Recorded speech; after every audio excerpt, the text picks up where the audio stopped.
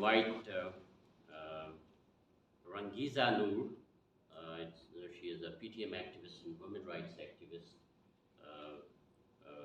The dice is yours.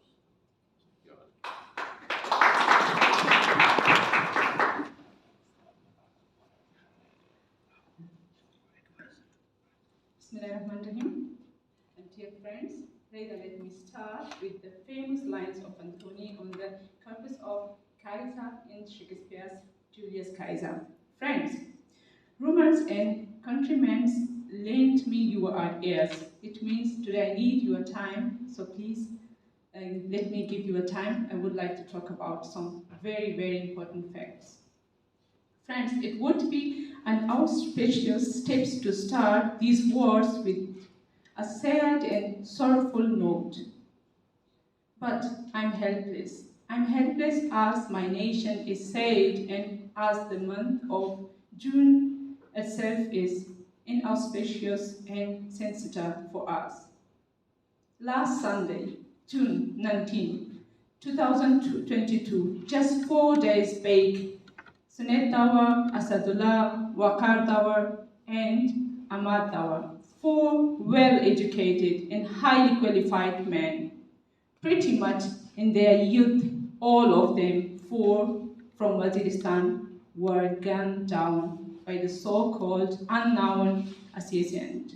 All 4 had post-graduation degrees in engineering, physics, biology, and political science. All 4 had one common trait. They were active for promoting peace. They were striving for one common trait, enlightenment in their backward areas. They were struggling against a state-sponsored extremism and terrorism, and they were vocal against the violent group operating in their homeland. They exposed the double standard of Pakistani intelligence and military to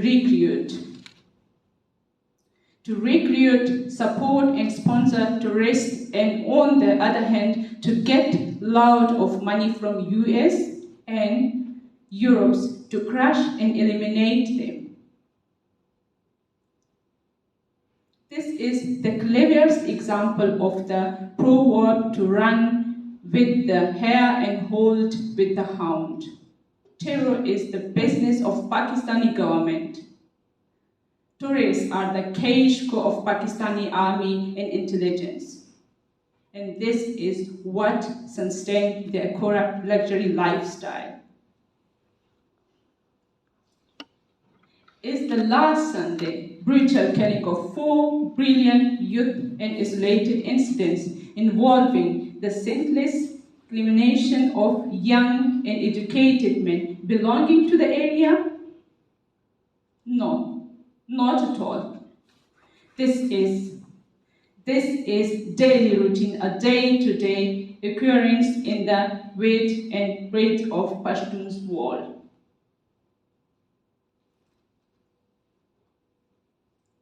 This is a 2-decade-long tragedy, a 20-years-long melodrama in which only one group of people have to pay with their blood and lives. Only one nation has to collect and bury corpses of their near and dear ones. That nation is Pashtuns. This spate of 2 decades long violence that costed the life of some over 70,000 Pashtuns started right after the American invasion of the Taliban-occupied Afghanistan in the aftermath of the 9/11 tragedy. Pakistan's decision to become a member of the coalition forces was partly dictated by the arrogance of the then Dictator General Musharraf to see international legitimacy for his unlawful takeover of the civilian government, and mostly by the potential monetary windfall.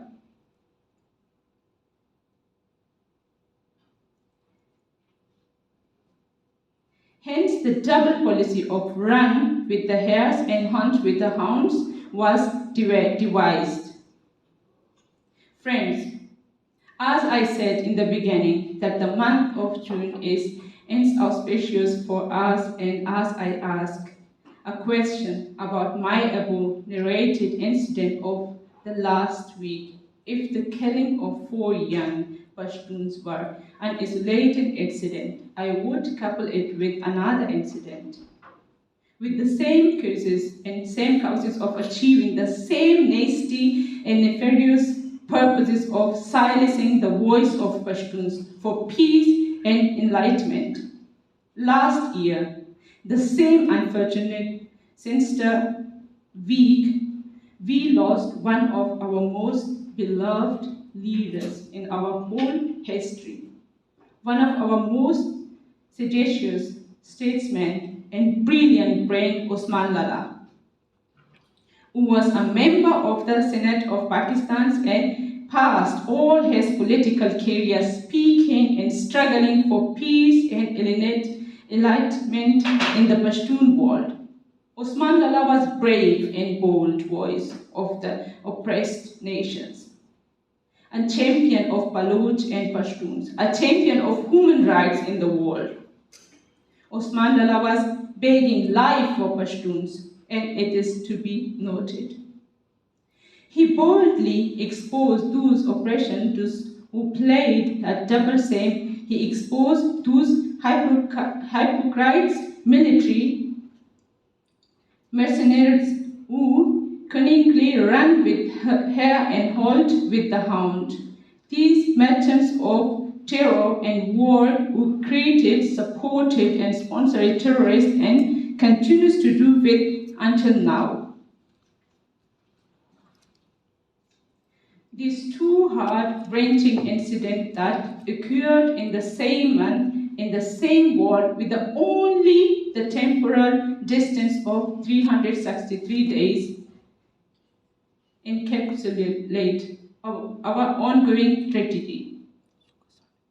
For those of you who are new here and who are well acquainted with my ethnicity and ethnic and political history, let me take a short introductory digression. I'm a Pashtun from occupied Pashtunistan, or from occupied Afghanistan right now, or Pakhtunkhwa, or so-called the Pashtun belt of Pakistan.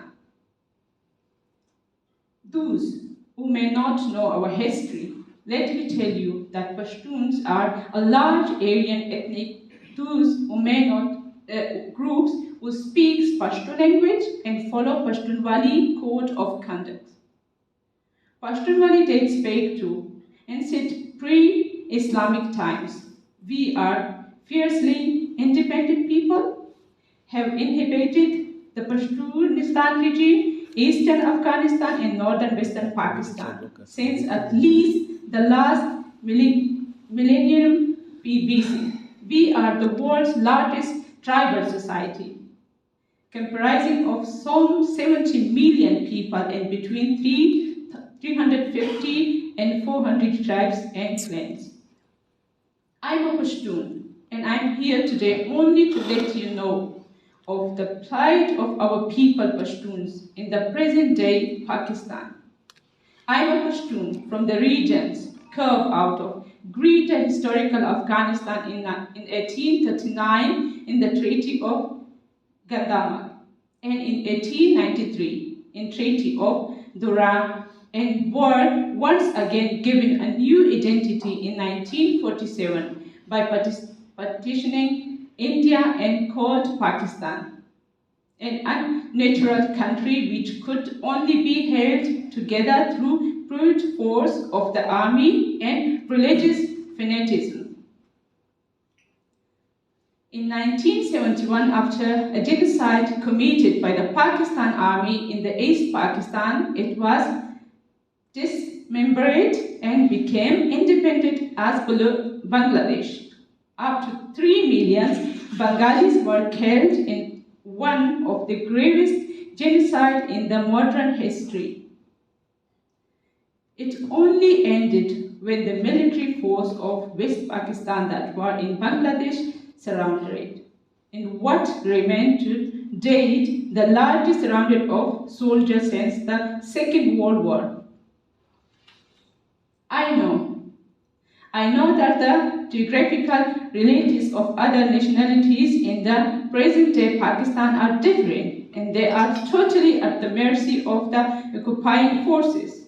But our situations are more painful, pathetic, and tragic. We are passing through a genocide.